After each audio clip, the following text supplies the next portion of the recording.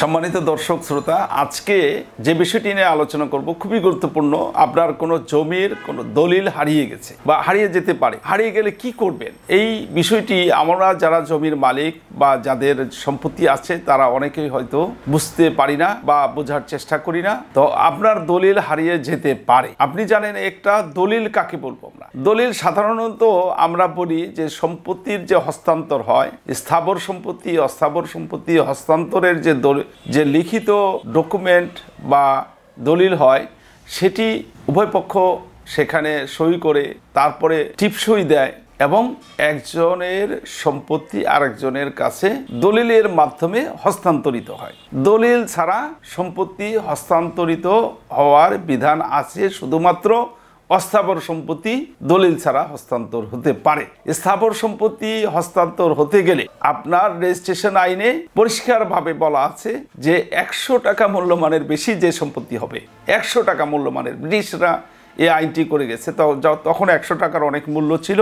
তো এই আইনটি এখনো অপরিবর্তিত রয়ে গেছে, 1908 সালের আইন। আপনার 100 টাকার মূল্যের অধিক কোনো সম্পত্তি একজনের কাছ থেকে অপর ব্যক্তি বা অপর ব্যক্তিগণের নিকট যখন হস্তান্তরিত হবে তখন তা দলিলের মাধ্যমে, রেজিস্ট্রিকৃত দলিলের মাধ্যমে হস্তান্তরিত হতে হবে। রেজিস্ট্রিকৃত দলিলের মাধ্যমে হস্তান্তরিত হলে, একটা দলিল রেজিস্ট্রেশন করলে সেটার রেকর্ড আপনার রেজিস্ট্রেশন অফিসে কিন্তু রাখা হয়।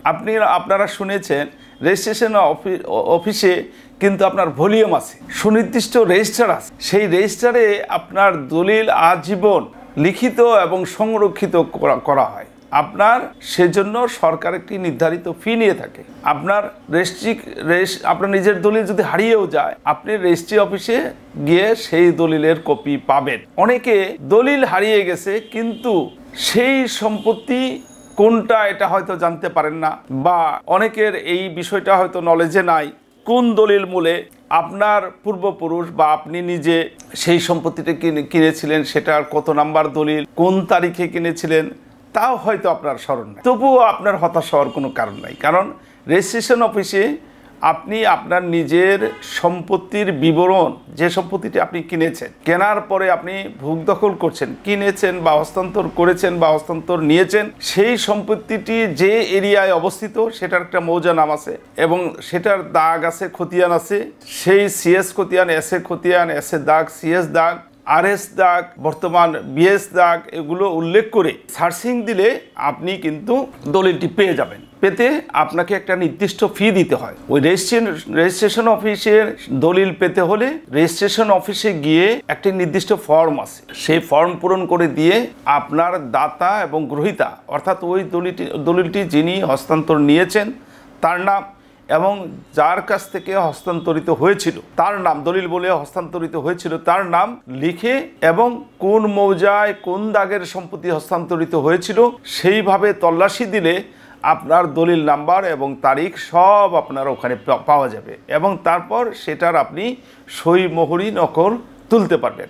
যে কোনো সম্পত্তির দলিল যদি আপনার হারিয়েও যায়, আপনার কিন্তু চিন্তা করার বা টেনশন করার কোনো কারণ নেই। আপনি সেই সংক্রান্তে একটি জিডি করবেন যে আমার এই ডকুমেন্ট বা এই দলিলটি হারিয়ে গেছে, আমি এটা পেতে চাই। তখন এই জিডির কপি নিয়ে আপনি সংশ্লিষ্ট আপনার যে রেজিস্ট্রি অফিস আছে, আপনি যে উপজেলা, যে থানা বা যে জেলার অন্তর্ভুক্ত সেই জেলায় আপনার যে রেজিস্ট্রেশন অফিস আছে সেখানে আপনি গিয়ে ওই দলিলটি সন্ধান করে বা একটা তল্লাশি করে আপনি খুঁজে পাবেন এবং খুঁজে পাওয়ার পরে আপনি সার্টিফাইড কপি তুলে রাখলেও আপনার যে দলিল হারিয়ে গেছে সেই দলিলের সমমূল্য বা সমান পরিমাণ গুরুত্ব সেই সই মোহরি নকল বা সার্টিফাইড কপিটাও সেই সমান গুরুত্ব বহন করে, আপনার সেই দলিলটি পাওয়া যাবে। কাজেই আমাদের আজকের আইনে বর্তমান যে 2023 সালের যে সংশোধন হয়েছে,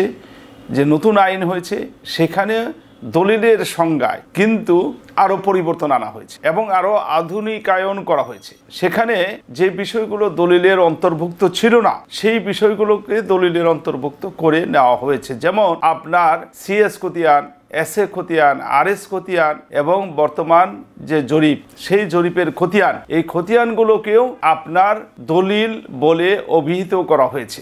এবং আপনি শুধু রেজিস্ট্রি অফিসের দলিল হারিয়ে গেলে নয়, এই সিএস খতিয়ানগুলো, এসএ খতিয়ানগুলো, আরএস খতিয়ানগুলো, বর্তমান খতিয়ানগুলো যদি হারিয়ে যায় তবুও কিন্তু আপনি সেগুলো সন্ধান করে খোঁজ করতে পারবেন।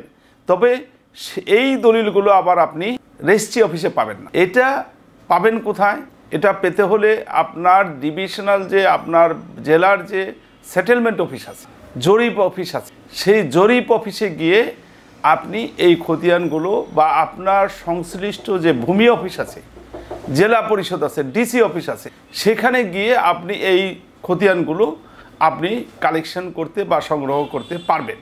কাজেই আপনি কোনো দলিল হারিয়ে গেলে বা খতিয়ান হারিয়ে গেলে বা এখন যেটি হচ্ছে যে আপনার মিউটেশন যে খতিয়ান হয়, যে মিউটেশন খতিয়ান হয়, মিউটেশন খতিয়ানটাও কিন্তু দলিল বলে নতুন আইনে অভিহিত করা হয়েছে। মিউটেশন খতিয়ান আছে আপনার ডিসিআর বলে, ডুপ্লিকেট কার্বন কপি, যেটার মাধ্যমে সরকারি যে আপনার খাজনার টাকা সরকারকে পরিশোধ করা হয়, সেই ডুপ্লিকেট কার্বন কপি, তারপর আপনার এই খাজনা রসিদ, ভূমি উন্নয়ন কর আদায়ের রসিদ, এইসব কিন্তু এই নতুন আইনে দলিলের অন্তর্ভুক্ত করা হয়েছে। এগুলো যদি আপনি হারিয়ে যায় তখন যে ভূমি অফিসে আপনি এটা পরিশোধ করেছেন সেই ভূমি অফিসে গিয়ে আপনি সেটা কিন্তু আবার সংগ্রহ করতে পারবেন বা তুলতে পারবেন।